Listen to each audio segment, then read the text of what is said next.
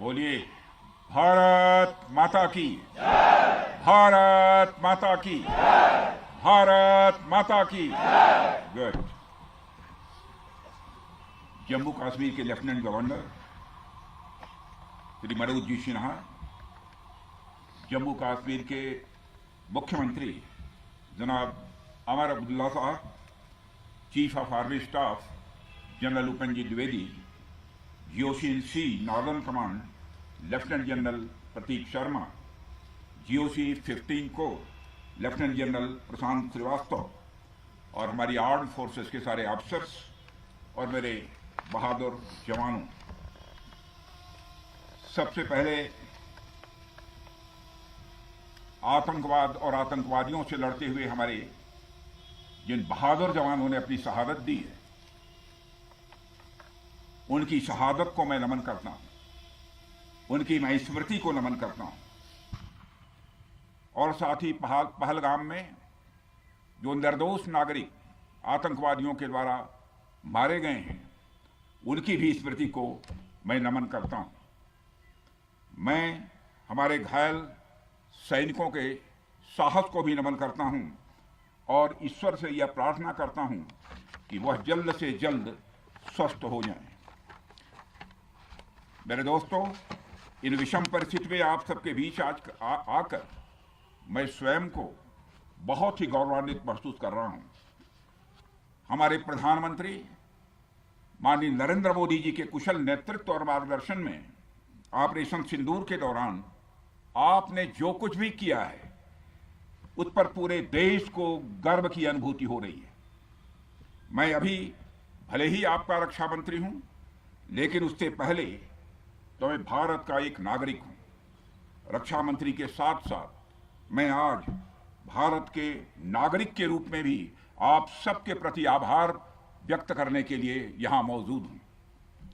पहलगाम हमले के बाद हमारे जम्मू कश्मीर की जनता ने पूरी एकजुटता के साथ और पाकिस्तान और साथ ही साथ आतंकवादियों के प्रति जिस प्रकार से अपने गुस्से का इजहार किया है, मैं जम्मू कश्मीर की जनता का भी अभिनंदन करता हूं।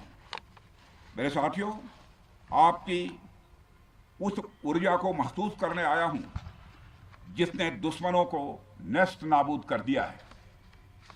आपने जिस तरीके से सीमा के उस पार पाकिस्तान की चौकियों और बंकरों को आपने ध्वस्त किया, दुश्मन मैं समझता हूं उसे कभी भूल नहीं सकता। आपने देखा होगा कि आमतौर पर लोग जोश में होश खो देते हैं, लेकिन आपने जोश भी रखा, होश भी रखा और सूझबूझ के साथ दुश्मनों के ठिकानों को आपने बर्बाद किया है। आज मैं यहां रक्षा मंत्री के साथ साथ एक मैसेंजर के रूप में भी आप सबके सामने मौजूद हूं। पूरे देश की शुभकामनाएं, उनकी प्रार्थनाएं और उनकी कृतज्ञता को लेकर आप सबके बीच यहां मैं मौजूद हूं।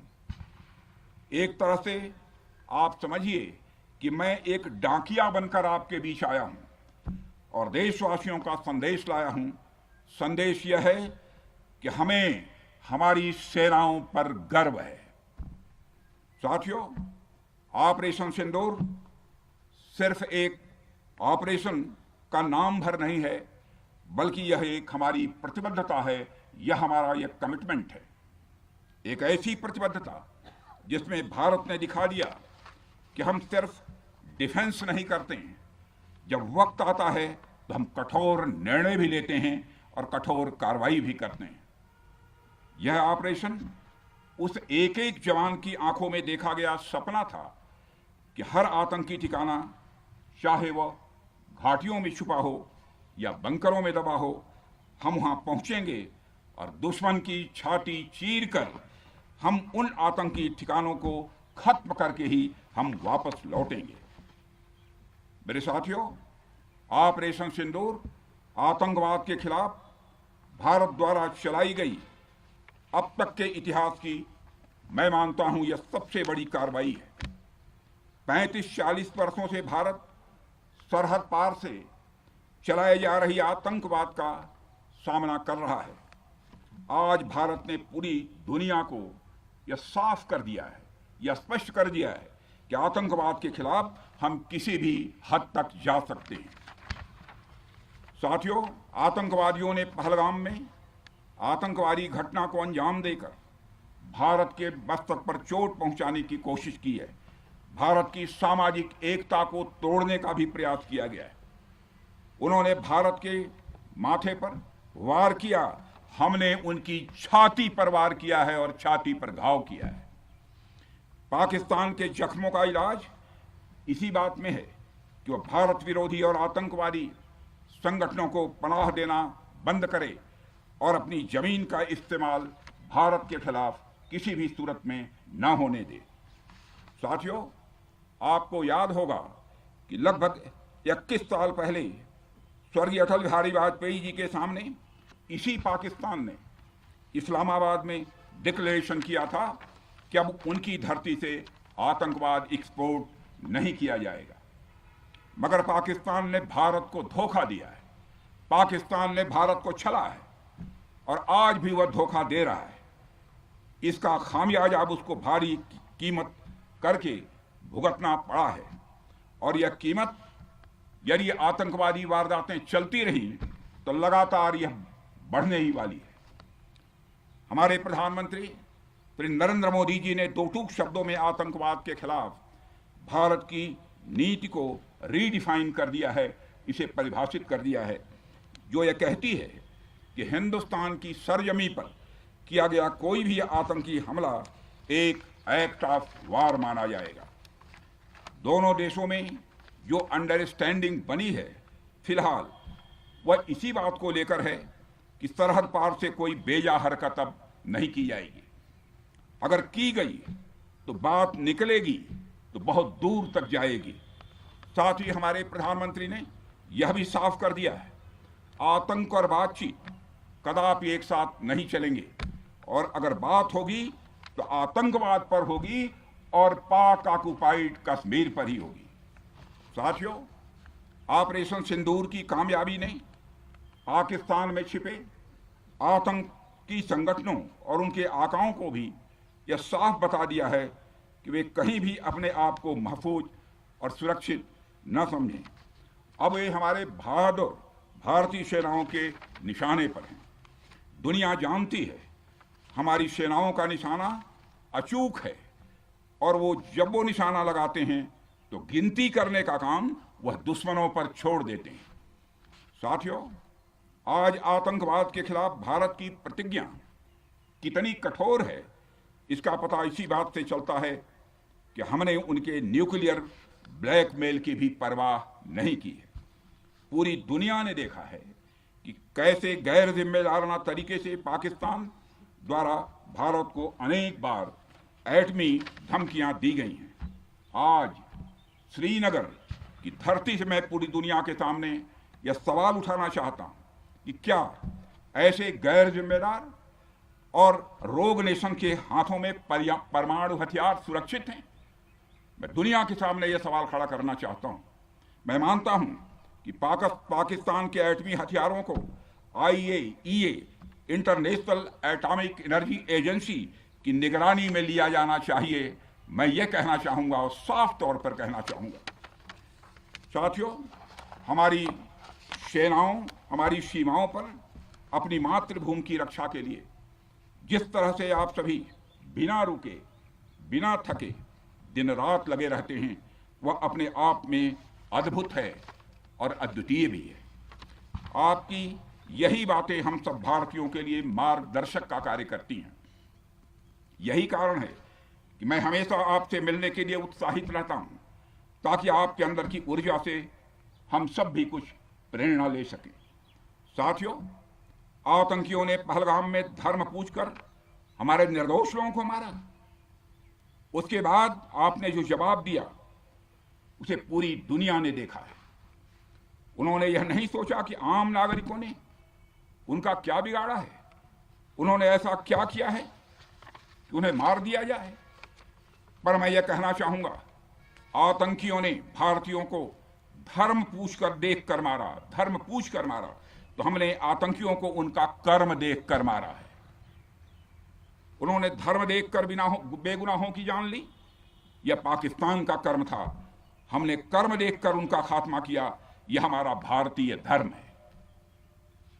एक रक्षा मंत्री के रूप में मुझे आप सबको बेहद नजदीक से वर्षों से जानने का और समझने का अवसर मिला है।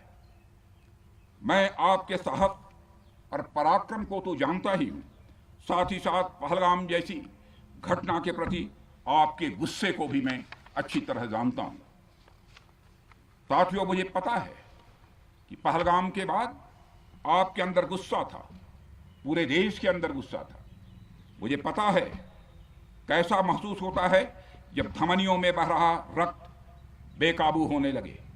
और मुझे इस बात की खुशी भी है कि आपने अपने गुस्से को सही दिशा देते हुए बड़ी बहादुरी और सूझबूझ के साथ पहलगाम का बदला लिया है। रही बात पाकिस्तान की, तो उसकी बात ही क्या करूं आपसे। वह देश तो मांगते मांगते अपनी जहालत से एक ऐसी हालात में आ गया है कि उसके बारे में यह भी कहा जा सकता है कि पाकिस्तान जहां भी खड़ा होता है वहीं से मांगने वालों की लाइन प्रारंभ हो जाती है। अभी आपने सुना ही होगा कैसे वह फिर एक बार इंटरनेशनल मॉनेटरी फंड IMF के पास कर्ज मांगने गया। वहीं दूसरी तरफ हमारा देश है कि हम आज उन देशों की श्रेणी में आते हैं जो IMF को फंड देते हैं ताकि IMF गरीब देशों को कर्ज दे सके। ऐसी स्थिति में हमारा यह भारत है। रामचरितमानस में स्वामी तुलसीदास जी ने लिखा है, जहां सुमतितः संपत्ति नाना, जहां कुमतितः विपत्ति निदाना। यानी जहां सुमति होती है, अच्छी नीतियां होती हैं, वहां सुख और समृद्धि होती है, और जहां कुमति होती है, बुरी मति होती है, केवल दूसरों के हित की भावना होती है, वहां तरह तरह की विपत्तियां स्वाभाविक रूप से आती ही हैं। पाकिस्तान जिसका जीता जागता यह उदाहरण है। साथियों, भारत के बारे में पूरी दुनिया यह बात जानती है कि हमने हमेशा शांति को प्राथमिकता दी है। हम आमतौर पर युद्ध के समर्थक कभी नहीं रहे, लेकिन स्थितियां जब इतनी विकट हो जाएं, जब देश की संप्रभुता पर आक्रमण होने लगे, तो जवाब देना यह आवश्यक हो जाता है। राष्ट्र कवि रामधारी सिंह दिनकर जी की पंक्तियां आपके सामने रखना चाहूंगा। रुग्ण होना चाहता कोई नहीं, रुग्ण होना चाहता कोई नहीं, रोग लेकिन आ गया जब पास हो तिक्त औषधि, कड़वी औषधि। तिक्त औषधि के सिवा उपचार क्या, शमित होगा वह नहीं मिष्ठान्न से। यानी कोई बीमारी अगर लग जाए तो वह मिठाई से दूर नहीं होती है, उसके लिए कड़वी दवा ही काम करती है। इसलिए आतंकवाद जैसे रोग के लिए भी ऑपरेशन सिंदूर जैसी दवा की बड़ी जरूरत हो गई थी। साथियों, पूरे देश में हमारी सेनाओं को और हमारे सैनिकों को एक सम्मान की दृष्टि से देखा जाता है। एक सशक्त राष्ट्र वही होता है जो अपनी सेनाओं को सम्मान के साथ साथ आधुनिक हथियार और साजो सामान भी दे जिसकी उसे जरूरत है। मुझे गर्व है कि आज प्रधानमंत्री जी के नेतृत्व में सरकार हमारी सेनाओं के लिए यह सब सारा काम कर रही है। हमने यह सुनिश्चित किया है कि हमारी सेनाएं हर परिस्थिति के लिए तैयार रहें। और मैं यहाँ पर army chief general Upendra Dwivedi ji को भी बधाई देना चाहता हूँ, क्योंकि बार बार मेरी चर्चा होती रही है और बार बार मैं यह पूछता हूँ कि जो भी आवश्यकताएं हैं उन आवश्यकताओं को पूरा करने के लिए हम पूरी तरह से तैयार हैं। और इसलिए इसके लिए हम वर्ल्ड क्लास बेहतरीन गुणवत्ता वाले साजो सामान अपनी सेनाओं को देने की कोशिश कर रहे हैं। आज आधुनिक राइफल्स, मिसाइल डिफेंस शील्ड और ड्रोन्स जैसी नई पीढ़ी के कई इक्विपमेंट को तेजी से भारत में ही बनाया जा रहा है। साथियों, इसके अलावा सीमावर्ती इलाकों में हमने जो काम किया है वो आप सब देख रहे होंगे। आज LAC और LOC पर भी कनेक्टिविटी है, वैसी पहले शायद कभी नहीं थी। हमने हर स्तर पर यह दिखाया है कि हमारी सरकार केवल युद्ध भूमि पर ही नहीं बल्कि व्यक्तिगत रूप से और पारिवारिक रूप के साथ अपने सेना के जवानों के साथ खड़ी है। साथियों, अंत में एक बार फिर आप सभी को आपके शौर्य और पराक्रम के लिए हृदय से हार्दिक बधाई देता हूं। मैं आपको यह आश्वासन देता हूं कि हमारे प्रधानमंत्री जी के नेतृत्व में देश की सरकार और देश की जनता हर कदम पर, हर स्थिति में आपके साथ कंधे से कंधा मिलाकर खड़ी है। मुझे पूरा विश्वास है कि आपके सहयोग से हम इस पूरे क्षेत्र में आतंकवाद का समूल नाश करेंगे, ताकि कल को कोई भारत की संप्रभुता के खिलाफ आंख उठाने की हिमाकत न कर सके। इसी आशा और विश्वास के साथ आप सबके शौर्य और पराक्रम की सराहना करते हुए और आप सभी को अपनी हार्दिक शुभकामनाएं देते हुए अपना निवेदन समाप्त करता हूं। बोलिए जय हिंद, जय हिंद।